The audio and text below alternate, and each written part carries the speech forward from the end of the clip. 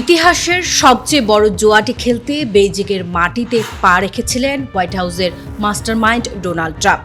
বুক ভরা আশা আর মার্কিন সাম্রাজ্যের অহংকার নিয়ে তিনি ভেবেছিলেন বেইজিংকে নিজের শর্তে চালাতে বাধ্য করবেন, কিন্তু নিয়তি তার জন্য সাজিয়ে রেখেছিল এক চরম কূটনৈতিক বিপর্যয়। ওয়াশিংটনের ডেস্কে এখন শুধুই টানাপোড়েন আর অপমানের দগদগে ক্ষত। মধ্যপ্রাচ্যের বুকে জ্বলতে থাকা ইরান যুদ্ধের লেলিহান শিখা নেভাতে আর হরমুজ প্রণালীর অবরুদ্ধ শ্বাসরোধকারী পরিস্থিতি থেকে বাঁচতে ট্রাম্প ছুটে গিয়েছিলেন শি জিনপিং এর দরবারে। কিন্তু ইরানের পরম মিত্র বেইজিংয়ের এই একচ্ছত্র অধিপতি মার্কিন প্রেসিডেন্টের সেই আর্তনাদে একটুও গললেন না। উল্টো ট্রাম্পের মুখের উপর ছুড়ে দিলেন সরাসরি এক প্রচ্ছন্ন যুদ্ধের হুমকি। বেইজিংয়ের অলিতে গলিতে এখন কান পাতলে শোনা যাচ্ছে এক চরম গুঞ্জন। অপমানের তীব্রতায় চীনা প্রেসিডেন্টের দেওয়া সমস্ত রাজকীয় উপহার নাকি চীনের মাটিতেই ফেলে রেখে নিঃস্ব হাতে ওয়াশিংটনে ফিরে গেছেন মার্কিন কাপ্তান। এই প্রথম ক্ষমতাধর দ্বিতীয় মেয়াদে এসে ডোনাল্ড ট্রাম্প হয়তো হাড়ে মাসেই টের পেলেন বিশ্ব মঞ্চে আমেরিকার সেই একচ্ছত্র আধিপত্যের সূর্যটা এবার সত্যি অস্তমিত। আমেরিকার পৃথিবীর শ্রেষ্ঠ শক্তি নয়। পর্দার আড়ালে কি ঘটেছিল সেই রুদ্ধদ্বার বৈঠকে? ট্রাম্পের এই ঐতিহাসিক চীন সফর থেকে বিশ্ববাসী হয়তো বড় কোনো শান্তি চুক্তির আশা করেছিল, কিন্তু বাস্তবতার স্ক্রিপ্টটা লেখা হয়েছিল সম্পূর্ণ ভিন্ন কালিতে।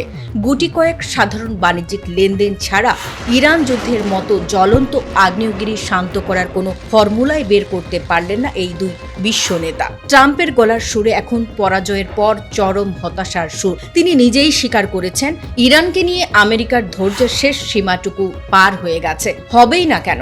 আরব আমিরাতের উপকূলে পরাক্রমশালী মার্কিন শক্তির নাকের ডগা দিয়ে একটি বিশাল বাণিজ্যিক জাহাজের নিয়ন্ত্রণ নিজেদের মুঠোয় নিয়ে নিয়েছে ইরানি কমান্ডোরা।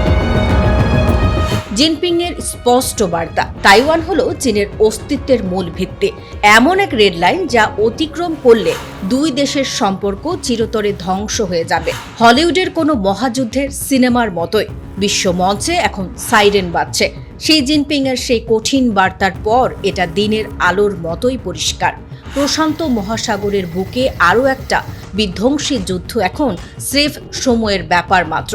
তাইওয়ান প্রণালীতে চীন আর যুক্তরাষ্ট্রের এই মরণপণ সংঘাতের সম্ভাবনাকে স্বয়ং ট্রাম্পও আর উড়িয়ে দিতে পারছেন না।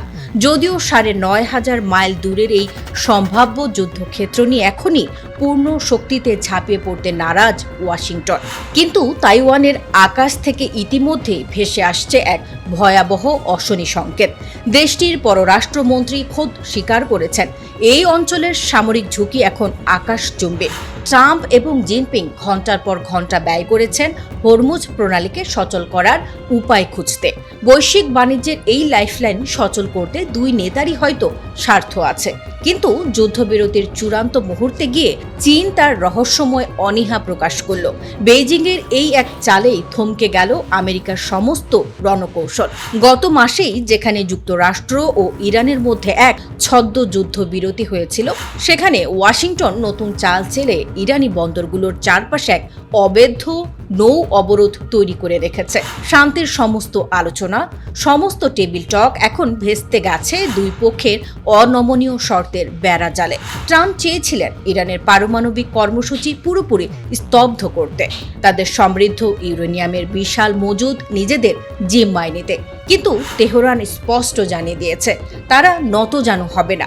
পরাশক্তিদের এই দাবার চালে পৃথিবী এখন এক চরম মহাবিপর্যয়ের দ্বার প্রান্তে।